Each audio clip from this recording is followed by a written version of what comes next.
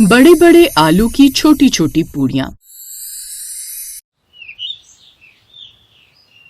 सारा सामान पैक कर लिया ना तुमने स्वाति? हाँ हाँ, सब पैक कर लिया है। आप बस ये सूटकेस संभाल कर रख दो गाड़ी में।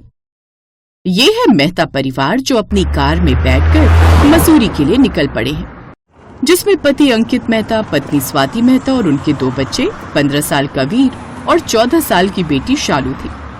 स्वाति आज बहुत खुश थी क्योंकि वो कई सालों बाद अपनी कॉलेज की सहेली सुगंधा से मिलने जा रही थी। पता है अंकित, आई एम सो एक्साइटेड। आज कितने समय बाद मैं अपनी सहेली से मिलूंगी। वो तो तुम्हारा चेहरा ही बता रहा है स्वाति। मम्मी, सुगंधा आंटी की आपकी बेस्ट फ्रेंड है। आंटी नहीं, मासी बोलू से।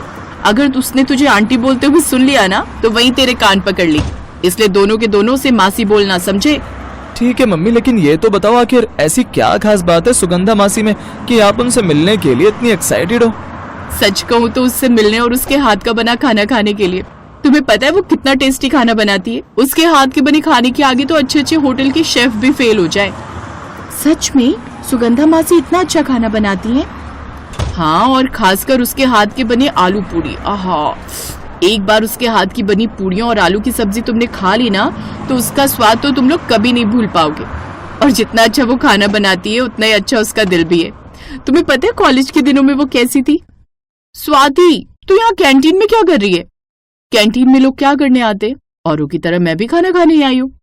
क्यों, तू खाना नहीं लाई क्या? अरे नहीं यार, माँ नानी के घर गई हुई है और मेरा अकेले का खाना बनाने का मन नहीं किया, इसलिए मैं यहाँ आ गई। अच्छा, तो तू अपनी बेस्ट फ्रेंड के होते हुए कैंटीन का खाना खाएगी? नहीं, बिल्कुल नहीं। तुझे पता है आज मैं लंच में तेरे और मेरे फेवरेट आलू पूड़ी के साथ में फ्राइड राइस लाई हूँ। वाओ, सच में? चल फिर वेट क्या कर रही है, जल्दी से टिफिन खोल। वैसे भी तेरे हाथ के टेस्टी आलू पूड़ी का तो स्वाद ही अलग होता है।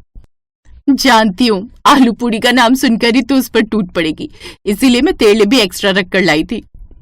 अब दोनों सहेलियां साथ में बैठकर लंच करती हैं। वाओ, मजा आ गया यार, तेरे हाथों में क्या स्वाद है। तू इतना अच्छा खाना कैसे बना लेती है? क्योंकि मुझे खाना बनाने से प्यार है। तुझे पता है स्वाति, मेरा ना सपना है कि मेरा किसी हिल स्टेशन पर एक होटल हो जहां मैं लोगों को उनकी पसंद का खाना बनाकर खिला सकूं। डोंट वरी डार्लिंग, एक दिन तेरा ये सपना जरूर पूरा होगा। एक रोज उनके कॉलेज में फूड कंपटीशन का आयोजन किया गया। मैं कुछ नहीं जानती, मैंने कहा ना सुगंधा तू इसमें पार्टिसिपेट करेगी, मतलब करेगी। यार नॉर्मली घर पर खाना बनाना अलग बात है, लेकिन मंच पर जजेस के सामने अलग बात है। नहीं नहीं नहीं, नहीं मुझसे नहीं होगा। अबे तू पागल हो गई है क्या? ऐसे तू होटल खोलने की बात कर रही है और ऐसे तू मंच पर भी खाना बनाने से घबरा रही है। मैं जानती हूँ तू कर लेगी, इसलिए मैंने तेरा नाम पहले इस कंपटीशन में लिखवा दिया है। तू जानती है जीतने वाले को पूरे 2 लाख का इनाम मिलेगा। 2 लाख? अच्छा चल ठीक है, फिर तेरे कहने पर मैं पार्टिसिपेट कर लेती हूँ। सुगंधा उसमें पार्टिसिपेट करती है, लेकिन उसी कंपटीशन में कुछ और लड़कियों ने भी हिस्सा लिया था, जिसमें से एक लड़की थी काजल, जो कि गरीब घर से थी। हे भगवान, मैं किसी तरह इसमें जीत जाऊं। मुझे अपनी माँ के इलाज के लिए कुछ पैसे चाहिए। प्रभु मेरी मदद करना।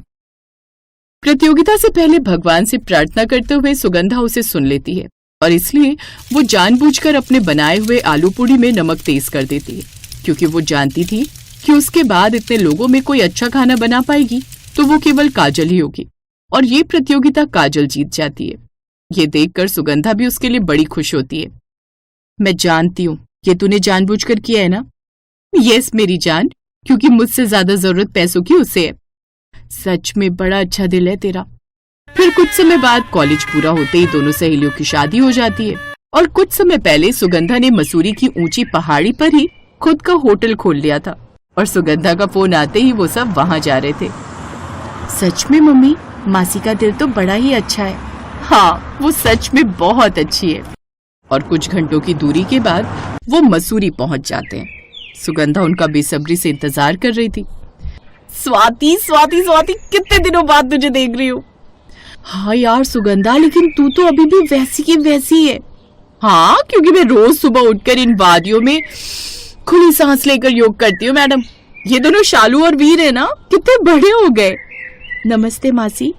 नमस्ते बच्चों, दोनों कितने बड़े हो गए। आइए जीजा जी, मैं आप लोगों को आपका कमरा दिखाती हूँ।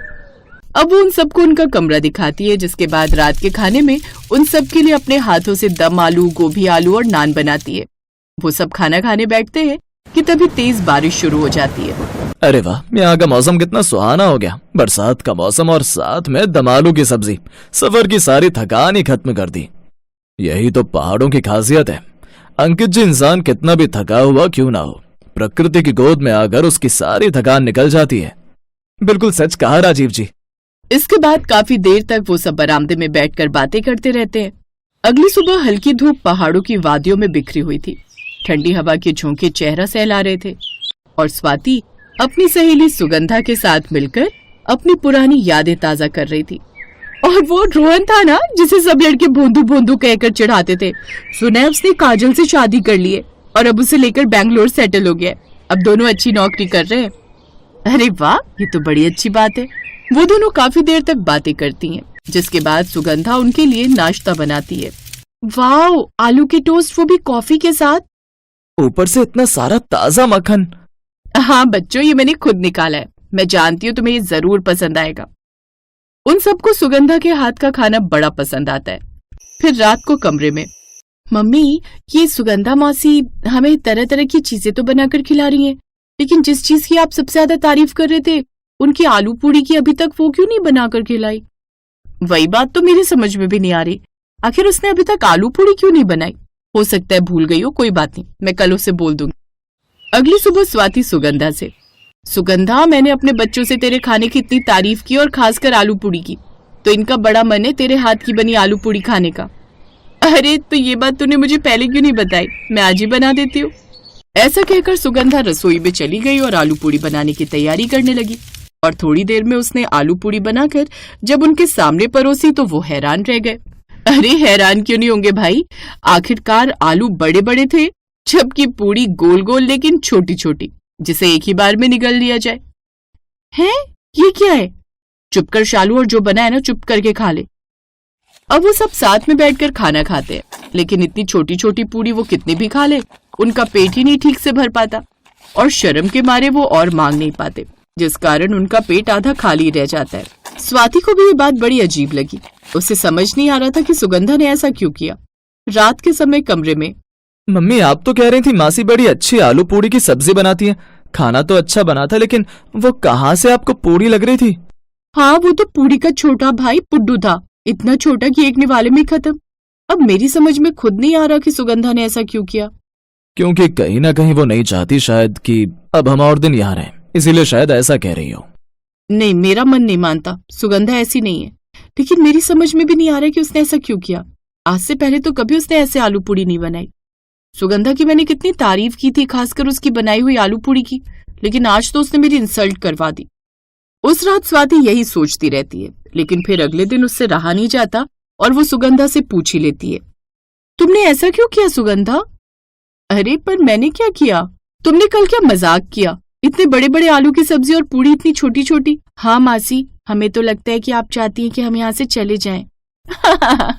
अरे भाई ऐसा कुछ नहीं है। दरअसल बात यह है कि हमारे यहाँ पर आलू की खेती सबसे ज्यादा होती है, वो भी बड़े आलू की। इसलिए आलू की तो यहाँ भरमार है, लेकिन यहाँ गेहूं या आटा नहीं है। उसके लिए हमें ये पहाड़ी उतरकर नीचे जाकर वहां से गेहूं की बोरी लानी पड़ती है और उसे पीसना पड़ता है और उसे पीसना पड़ता है। इसलिए जिस चीज की उपलब्धता यहाँ ज्यादा है उसका इस्तेमाल हम ज्यादा करते हैं, जैसे इन आलू का। लेकिन आटा कम है, इसलिए उसकी बचत करते हुए हम पूड़ी का साइज छोटा रखते हैं। और अब मुझे इतनी सी पूड़ी बनाने की आदत हो गई है, सच कहूं तो। अब उन्हें समझ आता है कि इस पहाड़ पर रहना जितना खूबसूरत होता है उतना ही मुश्किल होता है वहां की कठिनाइयों को झेलना। इसलिए अब उनके मन में जो भी गलतफहमी थी वो अब दूर हो जाती है।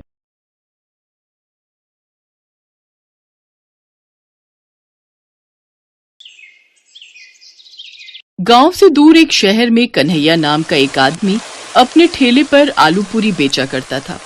उसकी आलू पूरी बहुत ही स्वाद बनती थी। जो भी उसकी आलू पूरी खाता अपनी उंगलियां चाटता रह जाता। गांव के लोग वहां से खाते भी और पैक भी करा कर ले जाते। कन्हैया ने अपनी आलू पूरी के दाम भी काफी कम रखे थे, जिस कारण से कन्हैया के ठेले पर भीड़ लगी रहती थी। एक दिन सड़क के किनारे कन्हैया अपना ठेला लगाकर आलू पूरी ग्राहकों को खिला रहा था। अरे भैया एक प्लेट और देना, इस आलू पूरी का स्वाद तो इतना बढ़िया है कि खाते चले जाओ भैया। अरे कन्हैया तुम ऐसा क्या अपनी आलू पूरी में मिलाते हो भाई, जो इतना स्वादिष्ट बनती है? नहीं साहब, मैं ऐसा कुछ नहीं मिलाता। ये तो आप लोगों का आशीर्वाद है जो मेरी बनी आलू पूरी का स्वाद और भी दुगना कर देता है। और इस तरह कन्हैया की आलू पूरी शाम तक समाप्त हो जाती। कन्हैया अपनी आलू पूरी में ताजी सब्जियों का इस्तेमाल करता था और मसाले भी अपने हाथ से कूट कर डालता था। कन्हैया गरीब जरूर था लेकिन बहुत ईमानदार था। ऐसे ही एक समय की बात है, कन्हैया अपने परिवार के साथ अपने मित्र की शादी में जा रहा था। तभी रास्ते में उसकी पत्नी और उसके बच्चे को भूख लगती है। अरे सुनिए, मुझे और बच्चों को बहुत जोरों की भूख लग रही है, कुछ खिला दो ना। कन्हैया को वहाँ पर एक आलू पूरी का ठेला दिखाई दिया जिस पर काफी भीड़ लगी हुई थी। कन्हैया ने कहा, चलो आलू पूरी खा लेते हैं, तुम्हें काफी भूख लगी थी ना। और वो अपने परिवार के साथ उस ठेले पर पहुँच गए। भैया आलू पूरी बनाना। उसने आलू पूरी लगा कर दी। आलू पूरी खाते ही, अरे ये कैसी आलू पूरी है, इसमें तो कोई स्वाद ही नहीं, ये तो खाई ही नहीं जाएगी। अरे इस आलू पूरी का स्वाद तो बिल्कुल भी अच्छा नहीं है। ऐसी भी कोई आलू पूरी बनाता है? इसमें टमाटर का तो पता ही नहीं है, ना ही कोई मसाले हैं, और देखो महंगी भी कितनी कर रखी है। पता नहीं लोग कैसे आलू पूरी खा रहे हैं। और तो और देखो लोगों की भीड़ कैसी लगी हुई है। हाँ देखो ये लोग कैसे खा रहे हैं, इसमें तो बिल्कुल भी स्वाद नहीं है, मैं तो नहीं खा सकती। तभी बच्चा कहता है, पापा मुझे तो बिल्कुल भी अच्छी नहीं लग रही, मुझे तो आपकी बनाई हुई आलू पूरी ही अच्छी लगती है। ये कहकर तीनों ने अपनी प्लेट हटा दी। आप कितनी अच्छी आलू पूरी बनाते हो, इतने कम रेट में देते हो, इसके हिसाब से तो आपकी आलू पूरी के रेट काफी ज्यादा होने चाहिए। यही बात करते हुए वो अपने रिश्तेदार के घर जाने लगे। कुछ समय बाद शादी करके जब वापस आए, अगले दिन कन्हैया के मन में काफी लालच आ जाता है और वो आलू पूरी बनाकर ठेला लगाता है। और वो अब अपनी आलू पूरी के दाम 15 से हटाकर 25 रुपए कर देता है। तभी उसके ठेले पर एक आदमी आलू पूरी खाने आता है। अरे कहाँ चला गया था कन्हैया? एक दिन तुम्हारे हाथ की आलू पूरी नहीं खाई तो ऐसा लग रहा है मानो कुछ खाया ही नहीं हो। अभी देता हूँ साहब। और वह आलू पूरी देता है। ग्राहक आलू पूरी खाकर पैसे देने लगता है। तभी उसकी नजर उस बोर्ड पर पड़ती है। अरे ये क्या कन्हैया, तुमने रेट बढ़ा दिया? क्या करें साहब, अब महंगाई भी इतनी बढ़ गई है कि इतने कम दाम में अब गुजारा नहीं होता। कन्हैया अपनी आलू पूरी के दाम बढ़ा देता है लेकिन फिर भी उसके ठेले पर भीड़ कम नहीं होती। कन्हैया सोचता है ऐसे तो मैं बहुत जल्दी अमीर हो जाऊंगा। कन्हैया को अब और लालच आ जाता है और अब कन्हैया अपने आलू पूरी में थोड़ी थोड़ी सभी चीजें कम कर देता है। उसके ठेले पर ग्राहक खाने आते हैं। तभी एक ग्राहक खाते हुए कहता है, क्या बात है भाई, आज तुम्हारी आलू पूरी में वो स्वाद नहीं है। नहीं नहीं साहब, ऐसी बात नहीं है, आलू पूरी भी वही है, बनाने वाला भी वही है, यह आपका वहम है। ऐसे ही संडे का दिन आया। उसने आलू पूरी बनाकर ठेला लगाया। संडे को उसके ठेले पर सबसे ज्यादा भीड़ होती थी। कन्हैया क्या बात है, आज कैसी आलू पूरी बनाई है? अरे भाई इसमें तो बिल्कुल भी स्वाद नहीं है। इतने में दूसरा परिवार भी कहता है, हाँ कन्हैया, अब तुम्हारी आलू पूरी में बिल्कुल भी स्वाद नहीं है और पैसे भी तुमने इतने बढ़ा दिए। अब बाजार में साग सब्जी ही ऐसी आ रही है तो क्या करें साहब। फिर वो सभी लोग कन्हैया की आलू पूरी छोड़ सामने ठेले पर पकौड़ी खाने चले जाते हैं। ये देखकर भी कन्हैया को अकल नहीं आती और वो ऐसे ही आलू पूरी बनाता रहता है और उसका लालच बढ़ता ही जा रहा था। वो अमीर तो हो ही गया था, अच्छा घर, बच्चे को अच्छे स्कूल में पढ़ा रहा था। अब देखते देखते उसके ठेले पर कोई नहीं आता। क्या बात है, आज कोई आलू पूरी खाने नहीं आ रहा है। तभी कन्हैया ने देखा जो लोग उसकी आलू पूरी खाने आते थे आज सामने ठेले पर पकौड़ी खा रहे हैं। वाह भाई वाह, मजा आ गया पकौड़ी खा के। हैं क्या स्वाद है भाई, ऐसे पकौड़े तो मैंने आज तक कभी नहीं खाए। कहता हुआ चला जा रहा था। देखते ही देखते उसके सारे ग्राहक सामने ठेली पर जा पहुंचे। कन्हैया अपने ज्यादा लालच की वजह से अपना ही काम चौपट कर बैठता है और दुखी होकर कन्हैया सर पकड़कर बैठ जाता है और रोने लगता है और कहता है कि आज मेरे लालच की वजह से मेरे सारे ग्राहक चले गए। मैं जो भी कमा रहा था वो भी मेरे हाथ से गया। फिर वो सोच लेता है कि मैं फिर से पूरी ईमानदारी के साथ आलू पूरी बेचा करूंगा और कभी भी फिर ऐसा काम नहीं करूंगा।